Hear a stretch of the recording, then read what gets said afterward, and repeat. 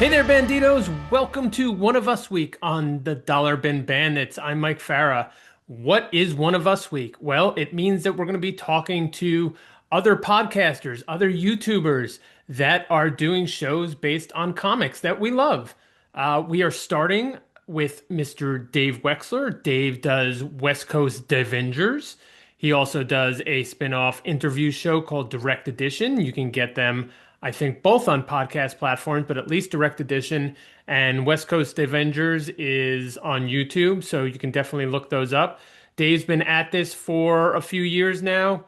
He does all kinds of great live streams. He does sales, interviews, visits to comic shops, really takes you inside the comic book fan experience. So let's start talking to him. This is Dave Wexler of West Coast Davengers. Dave Wexler from West Coast Davengers. Dave, how you doing? I'm good, Mike. Thanks for having me. Thanks for inviting me. Absolutely. Love to talk to other folks in the arena, and we get to talk about comics. So how great is That's right. that? Yes, that's what I do all day. Awesome. Well, I'm going to add to that pile of comics talk. We start out with a traditional first question, if you've listened to some of our episodes before, which is, how did you first discover comics? It was a dark and stormy night. You know, it's somewhere in the 80s. I don't know who it was, if it was my brother or my friend, or it was just me discovering, but it starts with the first ongoing Wolverine book, the Buscema Claremont. It's the first thing I remember. I knew Spider-Man, I knew Batman, I watched cartoons, I had the toys, but the first comic I can remember opening and like coveting and loving was Wolverine #1. And I grew up on Long Island, so we had a comic store. You throw a stone and you hit a comic store anywhere on Long Island. And there was one really close to my house.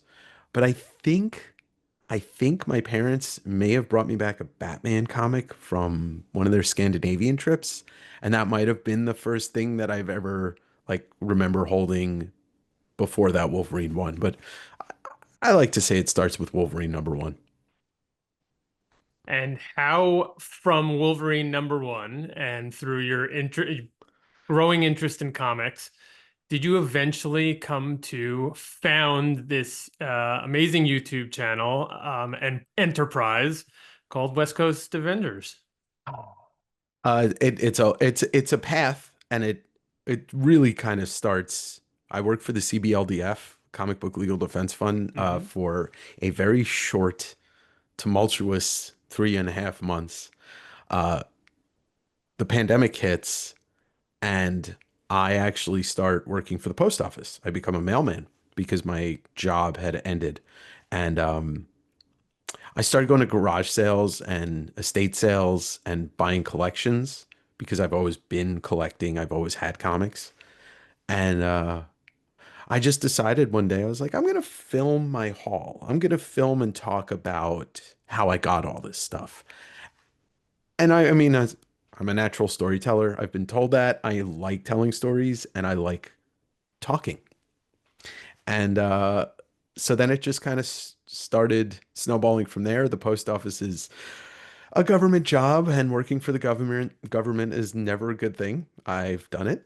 And so I quit everything and I just started buying collections, filming videos, traveling, doing what I do naturally, and I turned it into a business of selling comics. Did you know when you were first starting it, when you first had this inkling in your mind to start filming your hauls and things like that, that it would turn into a job, or were you really thinking about it at first as a kind of hobby, side hustle of sorts? Being from New York, hustle is always something that you're kind of looking for as, a side thing. And I've been doing buying and selling for 20 years on eBay. Like when I travel for work, I would go to antique malls. I go, whatever, because, you always need extra money. And when I started it, my kind of like in the back of my head, I was like, if I could cut out the middleman, being eBay or Etsy or any platform that you sell on, that they take a commission from you. If I could figure out a way to do that, it would be great. Did I think of it as a full-time job? No, but pretty quickly I was like, I knew that my personality was attracting people, and I was like, if this grows, then maybe I will just do this for the rest, for my career. And so it wasn't at first, but it quickly I started to realize it. Yeah. Was there one video or point where you're like, okay, this is turning into what I want to do and a full-time gig, you know? Yeah, there was because I have a lot of friends in the Bay Area, and the Bay Area almost exclusively in this country is one of the few places where there are flea markets year round. There's a Mhm. ton of comic shops, there's a ton of garage sales because there's a lot of people. And so I would go down there every 3 months to do some comic hunting and flea markets. And I did one video that popped off. It was a flea market video, and people were fascinated because I'm just flipping through books and pulling stuff out and talking about the books while I'm looking at them because I don't stop talking ever. And once that kind of started to pop off, I started to get a community of people that were from that area, the Bay Area, that were watching my channel and they were coming to my sales and they were buying books from me. And that's kind of like, yeah, the seed for the beginning of the community aspect of my channel. So your channel features a number of different kinds of videos, right? You have Mhm. live streams, you have sales, interviews, visits to comic stores, flea markets, other places that wield comics as part of their products. How do you decide which format you're going to use, and how do you sort of balance among them? That's the hardest thing because my content, for lack of a better term, uh, is based on what I'm doing. Like if I'm traveling, then I'm gonna make a bunch of store videos, like when I went to the UK a couple years ago or when I went to Japan last year, it was like, okay, these are the situations I'll be in. So I got to make the videos based on the situations because I don't do, you see a lot of YouTube channels that do the narrative content, the research content, like comic tropes. Like he researches everything and he makes videos based on that. But because I can't know if I'm going to be at a garage sale in 4 weeks, I can't plan that video out. Uh, so it just kind of take it as it comes. And then with the interviews, that's something I had an idea that I wanted to do early on, but I didn't know how to approach it. And at this point now, I've kind of moved them all to my podcast direct edition, and that serves as an almost exclusively interview only. But those I'm working, around the clock to try and get, just like you guys, I'm sure, Uh, spend hours pitching and hours thinking about who you want to have on and the conversations you want to have. So those I can plan out. So let's dive into one of the formats, which is your live sale concept, Yeah. which I think I've seen now in a few different places, but you may have been one of the first to do it. Can you walk us through how you set those up from, kind of what you do to prep and then how Hmm. you execute? Sure. I started it on Instagram in I would say 2022, 2021. And that was my first foray into like figuring out how to prep. Like, what books are people going to want? What books do I have available? What has come in that people haven't seen yet? That prep, and now I do it on every other Wednesday on my YouTube channel, 4 to 5 hours. That's how long these sales go because even at 46, I have some well of energy that keeps me going. um, I will start pulling books from either the stuff that I have in inventory, the collections that I've just picked up, and I will sit and go through not every single one, but I will flip quickly through every book to make sure everything's there. There's nothing wrong with the inside of the book because let's face it, as comic store people, we've gone to stores and bought back issues and we get them and we open them up after we get home and we're like, oh, I didn't realize the centerfold was detached or the Marvel value stamp was missing. And the other thing about this is this is a tip to anybody that ever buys comics in mass. Open every book prior to 1992 because there are going to be signatures in those books. Hmm. Um, I can't tell you how many Chris Claremont signed Uncanny X-Men books I found that were signed on the first page. Um, Yeah, that was a so tradition back then. yeah, It was that you wouldn't besmirch the cover with any kind of markings, but nope. if you wanted to get something signed, they would sign it on the inside. I think much like I guess traditional books Yes. are nobody ever signs the cover on traditional books. It's really on the inside. Yeah, because being a one person thing, just the author, they want to sign where their name is in that title page, Right. and another pro tip, if you ever see a Jack Kirby book that's signed on the cover, I say 99.9% it's fake because he would never do it. Good to know. So what I'll do is I'll gather up a couple of boxes of books. I'll, pull stuff out. Some of it's based on, in the pandemic, a lot of it was based on the movies and TV shows that were coming out because that's what people were buying. And any business owner will tell you, you have to go where the people are buying. Um, and but I keep a point of pride to myself that I wanted people to know a lot about the books that they may not know about. And so I started moving into selling the weird stuff. Like I was selling Corbin when people weren't thinking that they wanted to buy Corbin or the underground stuff because I get a lot of it because people don't see it in so many parts of the country. When I'm selling it, people are looking. They're like, "Oh man, I've never seen that book before." So that was because I'm a super nerd about the weird and the stuff on the outside. Um, I started to move my sales that way, but yeah, so I'll gather up a bunch of boxes of books and I'll sit and I'll rebag and reboard every single one, throw a little condition on it, my guesstimation, which has gotten better over time. And it's about 4 days of prep. And then I have to advertise it. So I have to pull the best books and photograph them and say, here's what's coming, friends. Right. And then I hit that live button and there may be 1,000 people watching or 20 people watching, and I am on 100% energy. And, I think, I can't really speak for the people that watch 100% with 100% truth, but I feel like the community that I fostered really enjoys hearing me talk about books.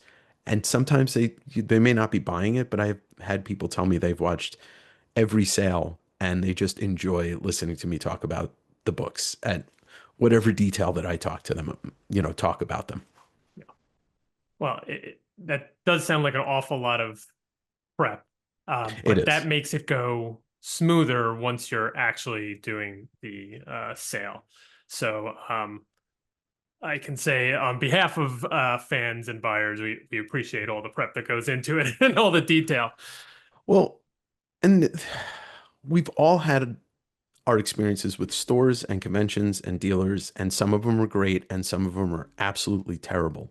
And I want people to be able to buy books with the confidence of knowing they're getting probably something better than what I tell them that they're getting for a price that they can't get it anywhere else. Um, and also know that like they can be in a place and be who they want in the chat, nerd out and enjoy themselves and not get that comic store experience that we grew up with. The guy that didn't want to answer our questions or, this isn't for sale, this isn't for sale, this isn't for sale. Like, all right, cool, great shop. Yeah. Yeah, it really fosters more of the community that I think people are hungry for. They Hmm. may not get it they may not even have a store around, first of all, Right. but they may not get it from their current store and the owner or whomever is, helping them. So, um, kudos on those. So another thing we mentioned that you do is go out into the world, right? So you go to conventions, comic shops, antique malls, flea markets, all those kind of things. And you're trying to tell the story of your discoveries Yeah. at all of those places. But it is out in the world. What are the challenges of doing these type of videos compared to these nice, what we're doing now, sort of controlled Yeah. everything inside kind of videos. The first and biggest challenge is I'm not by nature, I'm not a millennial content creator. I'm not thinking of get the shot. The shot's the only thing that matters and do it as many times until it works. For me, it's like I'm enjoying what I'm doing and I'm taking you with me, but sometimes that camera's looking at something that I am not looking at. Sometimes the sound is not what it's supposed to be. Sometimes I forget to film. Um, and I've never had any problems with anybody telling me I couldn't. So that's always a good thing. Like a lot of times I'll ask because it's just easier for me to be like, hey, I'm shooting this for my YouTube channel. Um, but some of the challenges also are like, the garage sale videos. Sometimes I walk up and I'm cameras rolling and I ask how much the first book I see is, and they're like $22. And I'm like, all right, I'm out. It's like I just wasted an hour driving and going to this garage sale to find, Valiant books priced at $15 to $20 each. That is the And worst. yeah, and I'm not trying to make gotcha things. Every once in a while, I'll have a bad experience. And I'm like, you know what? I'm going to put this on the channel so that people can see that I also sometimes have these terrible experiences at shops. Right. But I try not to badmouth any shops. I'd rather not say anything than, you know, than say something negative. I'm happy to promote shops through my videos, and I love doing that because I don't lose anything. I only gain community members if I'm showing their shops. And they're like, "Oh, that's my LCS. Thanks for shooting that. Thanks for showing that off." Um, but it's mostly like sometimes the camera's just looking the wrong way. Sometimes, like I thought I was recording and I wasn't, or I was recording all of the things that I didn't think I was recording and I forgot to record the one thing.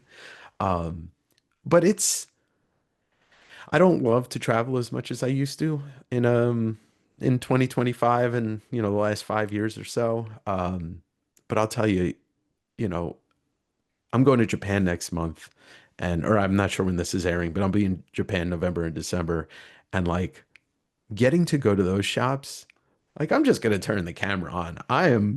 Well, I am in my element and I'm having so much fun. Um, so it's just about trying to, you know, put new things on my channel and not do the same shop over and over, the same flea market, et cetera, et cetera. I will be excited to see more Japanese content.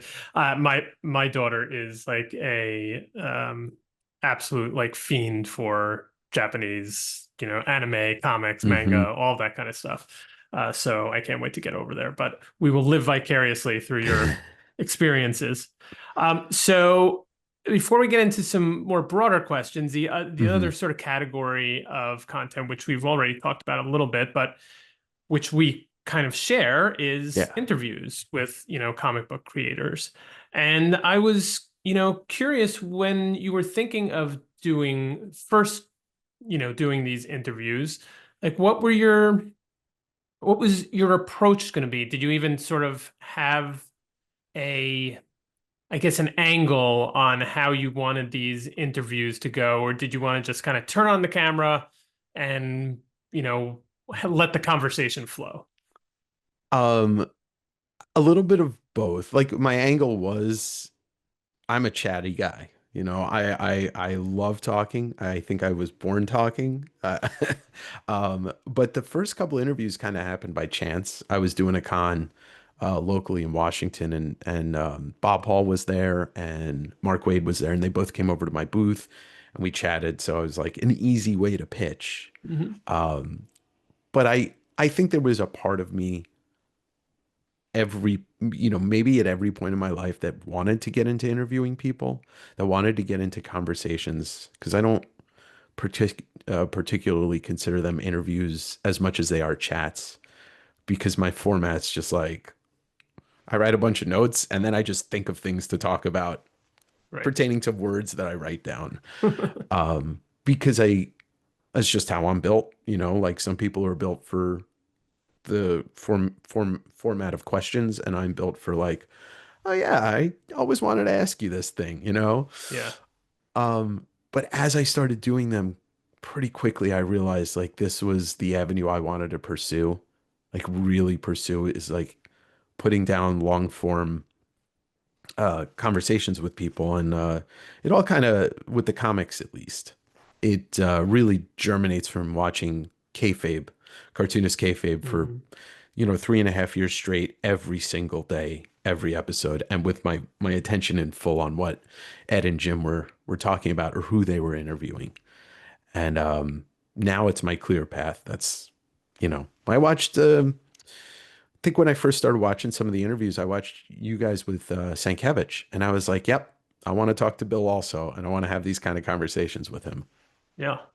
They're fun. I mean, Hmm. these guys and gals are when they're game to have these conversations, they're pretty open. We've found, Yeah, for the most part, and are really, up to engage with you as the, interviewer or other person in the conversation. So, I enjoy them as well, obviously, because we've been do a lot of them. Um, yeah.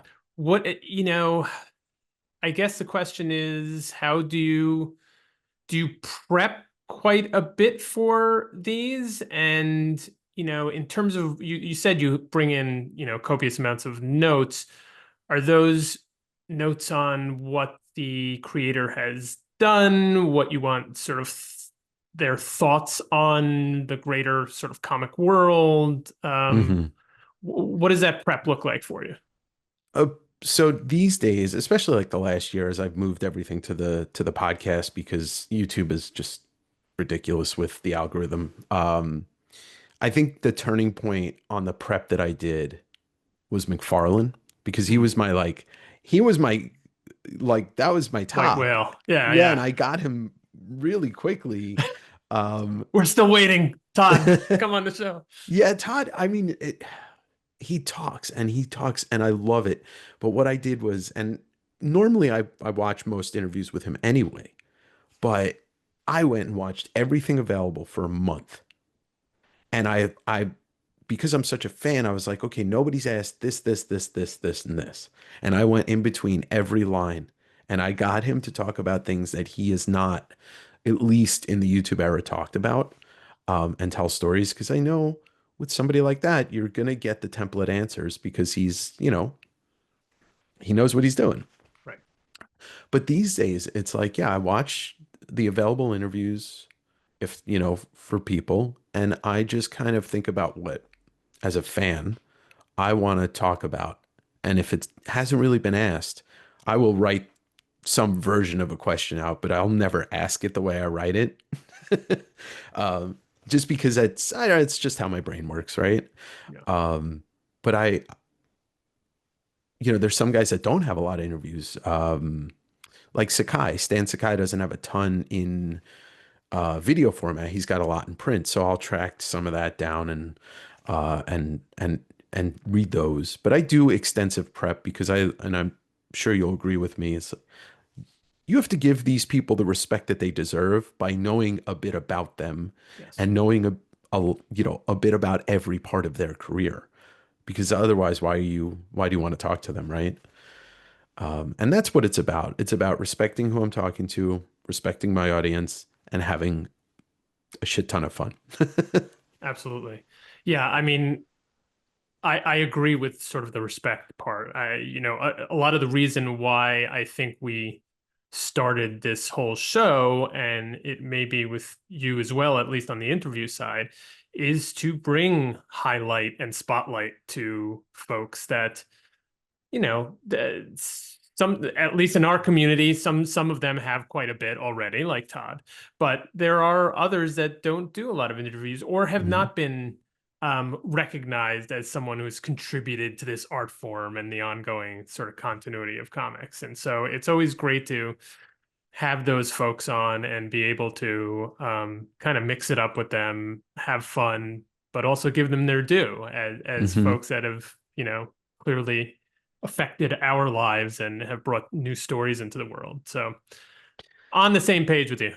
Yeah, and two other things I'll say about it that you just made me kind of think of. One is, deep down inside, and you're a three piece, so sometimes I know you're doing interviews and sometimes it's all of you, Yeah. but deep down inside, I also think to myself, I'm like, I just had a private conversation with this person for 2 hours in the comfort of my own home. What is my life? Right. Like, Exactly. like I recorded with Jim Woodring like a week and a half ago, and I'm like, this guy's painting is on a level that's not on anybody else's level. And I just sat here in my chair and talked to him privately for 2 hours. Yes, it's going to be put out there for public consumption, but you know, yeah, I get to do it, and I feel super fortunate, and also like the the comic super nerd in me is just like, you know, Yeah. Absolutely. I mean, you get a little bit of it from a comic convention, hmm in terms of being able to interact with these folks. But it's also weirdly because, it's a medium in print. So it's online now too. yeah, But you see names. hmm You see the output and you see names, and it's without sort of seeing them and talking to them, it seems so almost abstract or foreign. Like yeah. people don't really exist, right? They haven't really done this amazing stuff. And then to talk to them and you're like, what? Yeah, what is my life? In your case, talking to Todd McFarlane, in our case, Sienkiewicz, whoever. So yeah, it's really kind of mind-boggling, It um, is. and awesome. Yes, yes. And um the other thing is like I would love to have everybody on. I'd love to, but the thing for me about this podcast, about Direct Edition and West Coast Davengers, I'm doing it based on who I like, who I admire, whose work I really want to champion or talk about. I can't, sometimes I feel guilty of not having people I don't know on, but also at the same time, like I have to justify my time and how I want to spend it, Yeah. Yeah, I you know. mean, it's also you have a different format than us, who has a different format than another show. And, interviews are, even though it's all of your podcast, it's also only part of your greater Right. venture here. Yes. So, Yes. yeah, that makes sense that can't have everybody and you can't do interviews all the time. There's other Yeah. stuff going on. So speaking of that other stuff, obviously you have, you've been part of this comic collecting community. Oh yes, I have. There's a cat, for Uh, those of you watching on YouTube. Can't control him. Um, you've been doing this collecting for a lot, and buying and selling for quite a long time. How have you seen the comic book market change, oh, over the time you've been doing this? And, I imagine in a number of different ways and quite a lot. yes. I mean, it's ever changing, like ever changing. I mean, as a kid, I love the cat, so, We'll um, just give everybody some extra entertainment. Yeah. as a kid, even I would even do cons as a kid because I had a local one in my town every month. And I'm talking 13, 14 because I'm buying and selling stuff always because that's just kind of how I was built. My parents wouldn't get me a Nintendo, so I had to sell candy in school to buy one. So when I was a kid, it was more about like, you'd see the 90s stuff. You'd see the Larson, the McFarlane, the Liefeld, that stuff was selling the first appearances. But just in the last 7 years, let's say, because comics have really exploded the selling, due to the pandemic and people sitting at home and wanting to revisit their childhood. CGC is obviously one that's, changed everything. And I have many, many mixed feelings about it. I am generally against that, but you got to take the money when you can get it. The movies, the TV have really shifted things, but it's gone a little bit away from that. It went very hard during the pandemic where oh, they announced this character's going to be in a show. Well, boom, the books go skyrocketing. Right. Um, but that's died down a bit because whatever you want to say, there's movie fatigue, there's, superhero fatigue in that. Plus, people had to go back to their lives after the pandemic, and they couldn't just sit around buying things and hoping they're going to be rich. Right. But I think I created a unique avenue for myself that certain things that I talk about, people want to own those books. And they're not based on speculation. They're based on what's in between those covers or what is on the cover and then in between the covers, which is to me the most pure way to sell things is like talk about them from a place of passion. Mhm. And then the other byproduct I've seen with for my market of people, if I have somebody on my channel and then all of a sudden those books start showing up in the claim sales, people want them, which is another goal of mine. Like, I've had DWJ on a couple of times and, I will bust out a Beta Ray Bill set or I'll bust out a Murder Falcon set and it goes like that. And I think we're starting to see, at least in the tighter comics community, the people that really buy and love comics, that we're starting to see people get into creators and really pay the money for those books. We're starting to see people shift over a little bit from comics to original art a lot. And I'm not talking about the high end stuff. I'm talking about people getting in on the ground level because the high end stuff that's not normal people money. $725,000 for a cover is not normal people money. So in my eyes, and I think also in comic stores, because I do talk to a lot of owners of shops, you're just starting to see people get into comics for the best reasons, for the art, for the story, for the following of the creators. The speculation part of it is it's waning a bit, and I expect it to come back when the next Avengers movie comes out, and if people just actually start to enjoy things anymore instead of just hating them because they exist. I think we'll see more people get into comics and start to pick through back issues and find stuff that they want to explore. Um, because right now, it feels like people in the last couple of years are just hating things because they exist. Everybody was excited that Robert Downey Jr. is coming back. Now all of a sudden they hate it, and it's like, why? There has been no change. The movie has not come out yet. Probably because the movie has not come out yet. There's Yeah. so long of a time for people to be, I love it, I hate it, I love it, I hate it. Well, what's interesting is I didn't see a jump in Superman sales for my back issues and stuff I was showing out, nor did I really see a jump in Fantastic Four. And I love both of those movies. Yeah, And it seemed the general consensus was that too. So I think maybe we're starting to separate and go back to comics being popular because they're comics. right. Yeah, despite what is happening in other media and the Yes. general world, which is good. I mean, Sure. it is its own. I always emphasize this, if it's not emphasized by the creators themselves, it is its own unique art form. Hmm. And kind of exists on a different plane. It's very associated with what's Of obviously course. happening in movies and TV and what have you. But I mean, it's different than books. It's different than, Video passive games. media. Yeah. You're more of an active reader, and yeah, I just find it different and interesting. And I'm glad if what you're saying is true, that people are really engaging with comics on their own terms rather than how they fit into other things.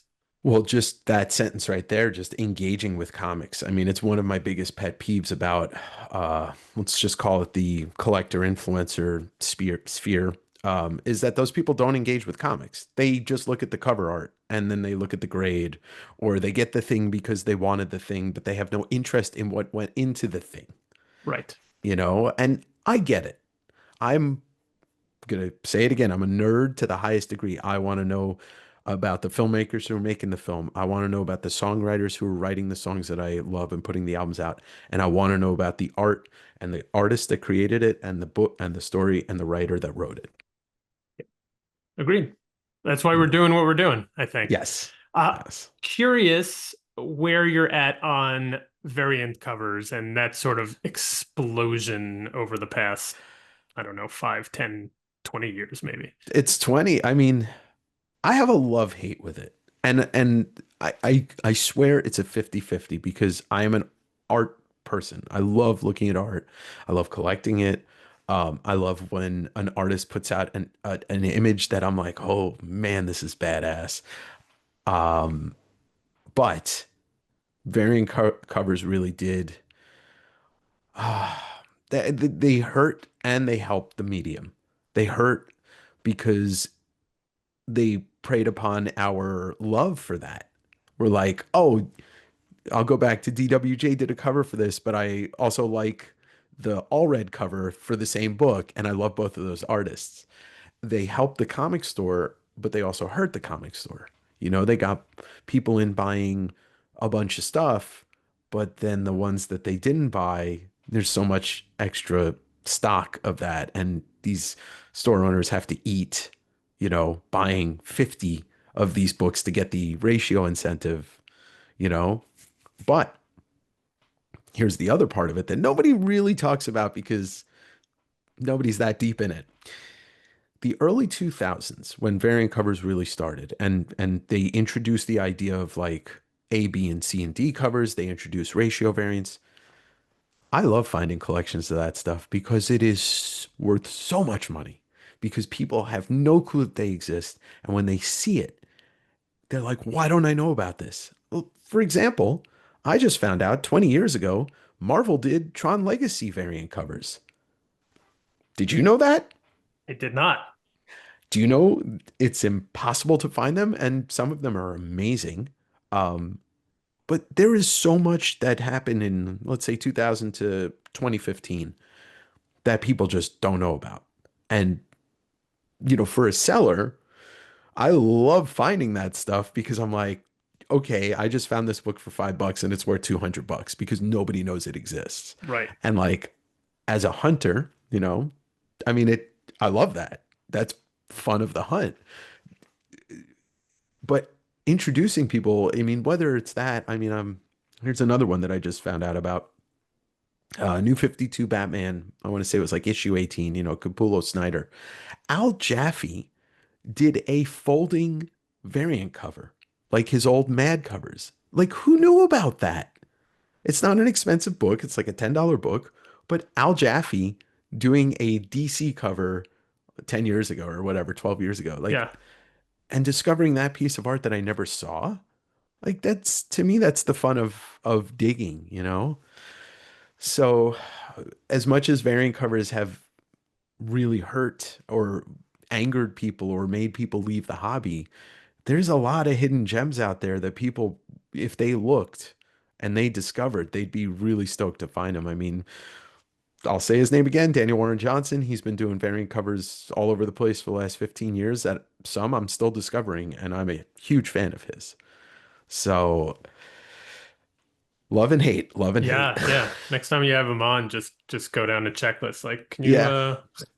Can we go through all can your we variant just go covers? through all your variant covers there? It's interesting what you say. Yeah, I sort of myself have a love and hate relationship with variant covers. In a lot of ways, I find them to be, gimmicks.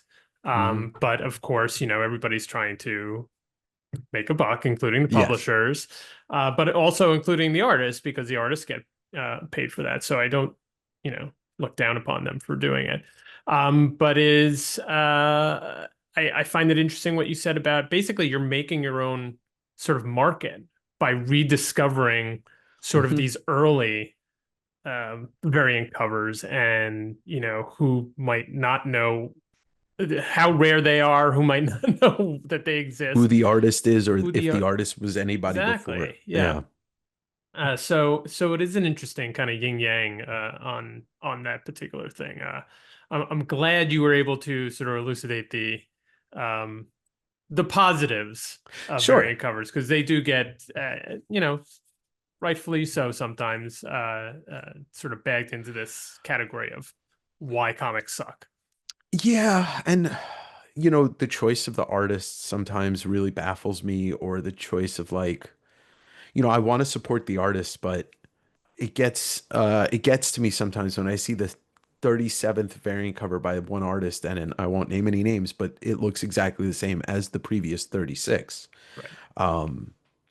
But then there's people like Alex Ross, like that guy is a master of the craft, and nobody looks at his variant covers and be like, I'm tired of Alex Ross because it's so striking and it's so stunning.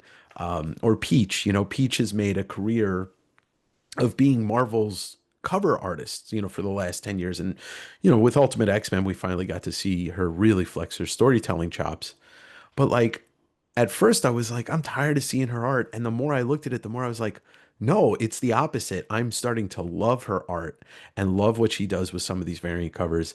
And you know, more power to her because the day that she leaves Marvel, they're gonna have a real struggle trying to figure out how to find something different on those covers.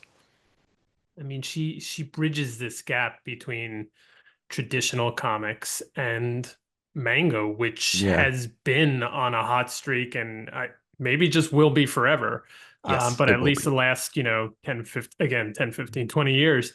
And so you need someone like that, or more than someone, more than one person Hmm. that really sort of gets where, gets the kind of style and where things are kind of going because again, it's hard to be sort of insular in terms of American comics when Yeah. everything is so global now and broad and people bring in different experiences. Like some people that only know manga and they're like, wait, Mhm. how does American comics work? This looks different to Yeah, me. yeah, it's confusing to So everybody but us. exactly, right, right. So all interesting points. Let me get to the production of your show or how you think about, the content you're putting out. And it speaks maybe a little bit to, what we were just talking about. And that is Hmm. the balance of entertaining, the Hmm. entertainment value, um, which obviously, you want viewers and you want people to have a positive experience. But you're also looking to educate and inform, just like you've been doing in this conversation. How do you see that in the way you put together your content? It's a good question. I don't think anybody's ever asked me that. This is a Yes. this is a very tumultuous place for me, and it always has been. Um, but the basic for me when I started doing this, and still to this day, if I am having fun, that's all I care about. I'm going to act the same as I would if you met me in person. Sometimes I'm a little subdued in person just because, if you're having coffee with me, I'm not like, but I'm a goofball. Yeah. And I wanted to lay that down in my first video and keep that going. Like I can be serious when I'm talking to somebody, but I cannot live an hour of my life without humor. Like it doesn't work for me. And so I just honestly, like, I know it sounds cliche. I am just myself when that camera turns on. Sometimes I turn it up, but like you watch me on my live sales, I will bust into song if it pops into my head. There have been times where it's like a faux karaoke night in in West Coast Wednesday because like people will just name songs and I'll start singing them. But the informative part of me is just me yapping. Like I don't I don't think about it beforehand. I just start talking. And the editing, obviously, when it's a Of recorded video, sometimes I'll take stuff out, but growing up listening to Weird Al and watching SNL and watching the Zucker brothers comedies and all that stuff, anything that goes on that like I cut out, it usually is a post credits, you know, thing that Stinger. I put in there. Yeah. Yeah. So I just think about it from the humorous point of view, and I know that's not what everybody wants because like the personalities of people that watch comic content or collect comics, there's a lot of OCD kind of personality which isn't looking for goofball Dave. They're looking for facts and I get it. I'm not trying to offend anybody by saying that. It's just an empathetic person, so I recognize that certain people personality traits are in collecting. But yeah, I don't really do a ton of like thinking about what I'm gonna say. I just let it roll and I let this go. I think that's great. I think that's what, when I pose similar questions even to creators Hmm. about, how do you think about the audience? Or do you in any way write to or create, towards a specific how it will be perceived? And the answer is invariably no.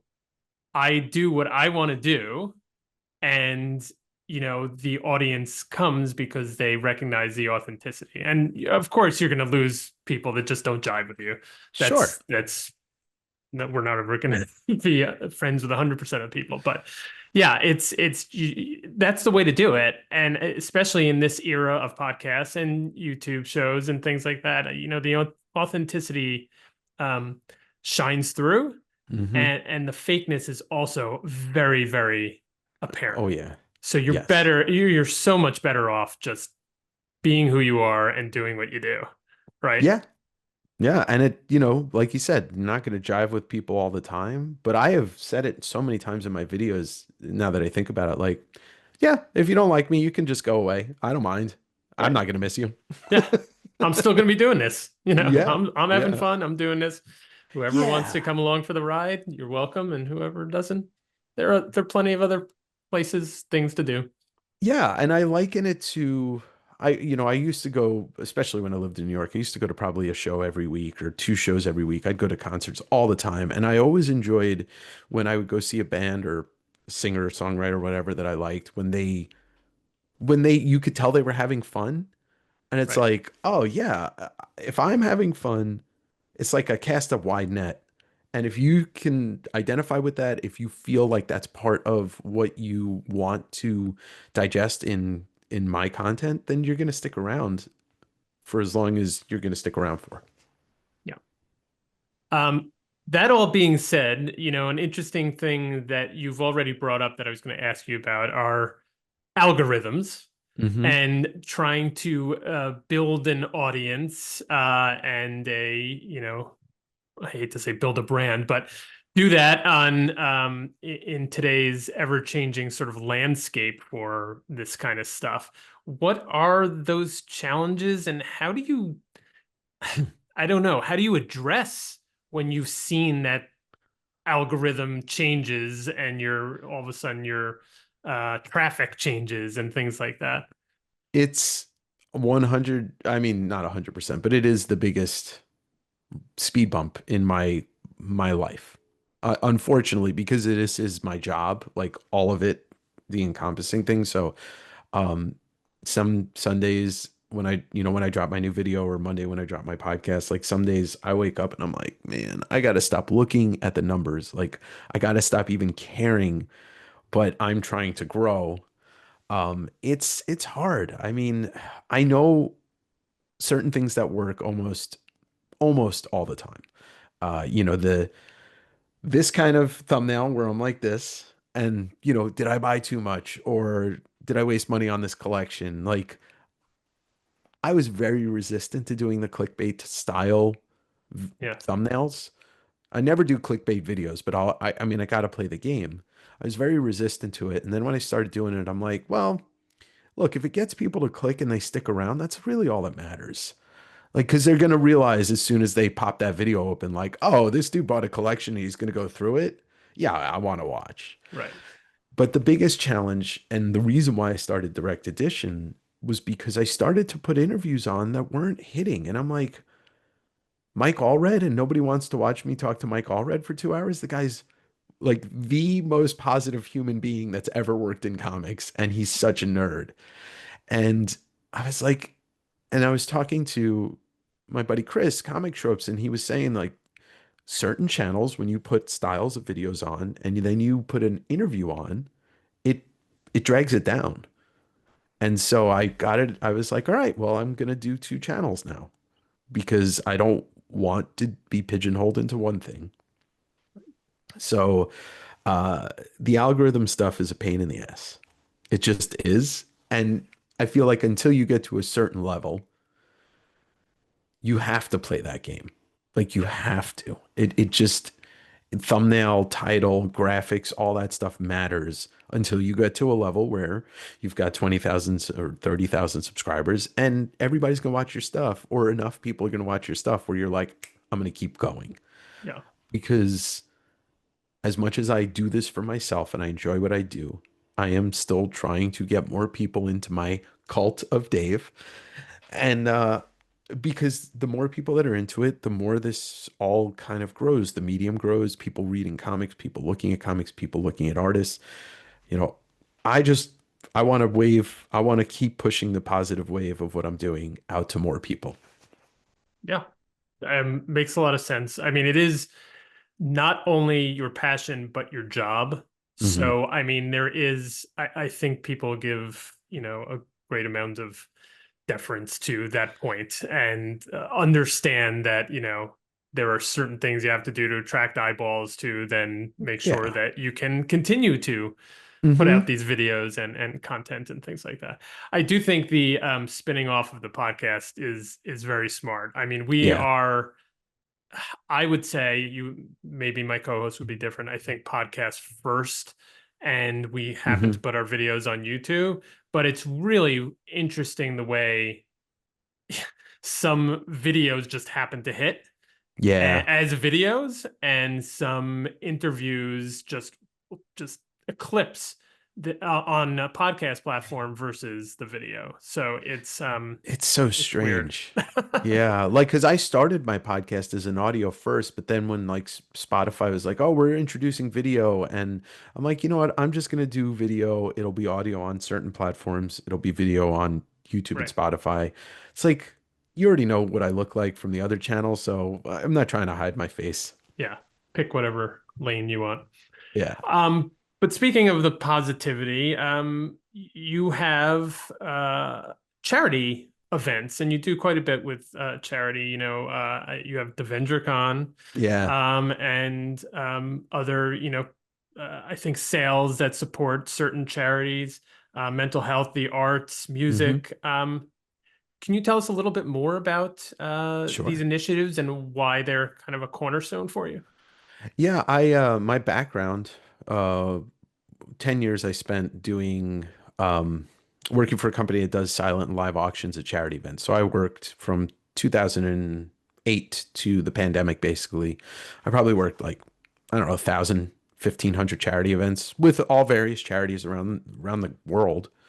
And it's always been a part of my life because, look, this is the way the world works.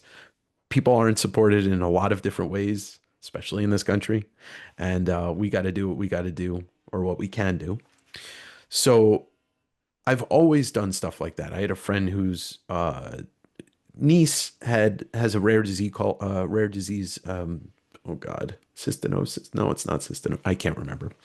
But I used to like grab stuff from them because they're in a band and like have them sign it and then auction it off on eBay just to do the thing, you know? And so when I started doing the channel, Dave Con, which didn't happen this year because due to very much burnout for me, uh, I was like, yeah, I'm gonna have a bunch of people on, different sellers, guest artists, and everybody that's part of it just has to donate one item, and I'll do a raffle for the weekend. And a couple of charities I support, one both were through friends. Uh, One's a scholarship for underprivileged kids, and the other one was a mental health charity. Um, I was like, look, I could do this myself. I could just sell for 7 hours and donate 2 grand or whatever. But let's get the community involved and let's make this whole weekend about raising money. You know, everybody gets to make their own money on selling their stuff, but the raffle ends up raising the first time I did it, I think was like about 750 per charity. And then the second year was like 1,500 per charity Oh, because it's just in my nature. I like the idea of helping somebody with something that I can do that I'm gonna do anyway. You know, I'm here doing this thing. Let's raise some money because I'm here. Um, so it's just something that I think is important. Mental health charities. I had a couple of friends that took their own lives, and like that's super important to me. And the arts, because what we've watched happen in this country in like the last 20 years is schools getting stripped of programs, books getting banned, art's just basically taking not even a back seat. They're thrown in the trunk a lot in schools in this country. And that's a terrible thing. It's a terrible thing for future generations because we grew up and there's art everywhere. I mean, even if it was corporatized art, it was still everywhere, you know, like uh, we had so many avenues to look at so much, and it just got better as the internet came, and now it's like the pendulum swung back the other way and we're seeing a lot less of it. Makes a lot of sense. And, I'm sure the charities are very appreciative of, anything you can do to, again, advance these causes, arts and mental health. I think they're both worthy causes. And Yes. it's great to see that kind of angle, I think, also in comics, because, again, it can be in sort of an insular Yes. community and just thinking about only comics. What is happening with my favorite characters? What are my favorite creators are on? And this sort of outside world sort of dissipates, which, there is some appeal to, of course, because Hmm. you do want to escape a lot of things that are Oh yeah. happening. But there could be some good that comes from it, from exactly what you're doing. So as we come to a close, there are a couple questions that I want to ask. So one I think is an interesting one, which is if you could go back to your sort of West Coast Avengers first day self and give that person one piece of advice about starting this channel and starting this journey, what would that be? Oh man. I think it would come down to the question about like the algorithm stuff. I think I would have focused on trying to make videos or no, not changing the content that I make, but packaging it just a little bit differently. Um, but honestly, like it's been an upward trajectory of like I'm gonna try this thing. Oh, it works. Okay, I'm gonna keep going. And I think I would have maybe the other piece of advice would be like, yeah, just start reaching out to people for interviews like week two. Just get started quicker. But it's been a learning experience, and I've like it's so weird to say this just out loud. Like I haven't made any mistakes that really hurt me. And like I've trusted myself more than I've ever trusted myself in this endeavor because I'm working for myself. To take a quote from Todd, I will die a free man. You know, you know, I do not want to ever work for another person again. And that's been the fire behind me the whole time. So I think it would just be, yeah, understand how to get people to see these videos because everybody always says, oh, your consistency will bring so many people in. It's like, yeah, that's true, but you To a also have point. to deal with technology and you really have to appease some version of the algorithm. Otherwise, you're just going to keep dunking your stuff. Right. Our technological masters, may they all fall. Um, they still built it in a way that they control it. Yes. All So, praise the algorithm. Okay, so Dave, what can we look forward to if there are not things under wraps coming up from, all of your projects, whether it's podcasts, video, or events? yeah. Well, I think this isn't going to come out this weekend, so I'll be at No. I, yeah, Nerdfest Northwest this weekend in Bellingham. But I am going to Japan at the end of this year. I will be there for a month and I will be there recording, digging, going to Tokyo Comic Con, going to what is it? The Japan Comic Art Expo. I'll be there with Jim Mafood and Dave Crossland. So you're gonna see a lot of arts and artists and digging for manga. Who knows who else is gonna be there? Maybe you'll see Peach Momoko on the channel again because I did filmed her last year at Tokyo Comic Con. But yes, you're gonna see the Far East meets the West Coast. Um, and so that I'm excited for, and that'll be tons and tons of hours of footage and videos. Um, and then on the podcast direct edition, I just finished up with Jim Woodring, so that'll be out. Kelly Jones is already out. I am recording with Jeff Darrow pretty soon, and recording with, fingers crossed that it stays on the schedule, Mark Silvestri, which is Wow. one of my big Mount Rushmore people from my childhood. And then obviously Jeff Darrow is nothing to sneeze at. Uh, Nope. so that'll be the end of season 4 and the beginning of season 5. I have a couple other things that aren't solidified yet, but yeah, I'm just gonna keep on trucking with that. And when I get back from Japan, there'll be a huge sale of stuff that I pick up there. So look for that. But yeah, I'm just gonna keep on keeping on. And we're back. Thanks, Dave, for being on the show. Look forward to more and more programs from you. You always put out a lot of great material. Your interviews are fantastic. We overlap a little bit. We are jealous a little bit of some of the or some of the guests you've had on the show. So we hope to have them on too. Let's keep talking. We love comic shows. We love others that are doing work in this space. So, Dave, we wish you continued success with West Coast Davengers as well as Direct Edition. But that'll do it for this episode of One of Us Week. We got 2 more coming up. You'll find out who they're going to be with when they drop. Thank you for listening. Thank you for viewing. Thank you for rating, reviewing, subscribing. Thank you for going to patreon.com/dollar bin boosters. Throw us some support. We really appreciate it. And we'll see you next issue.